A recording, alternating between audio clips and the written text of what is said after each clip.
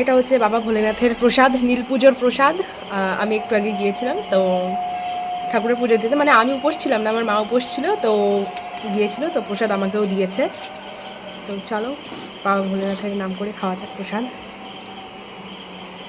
Har Har Mahadev.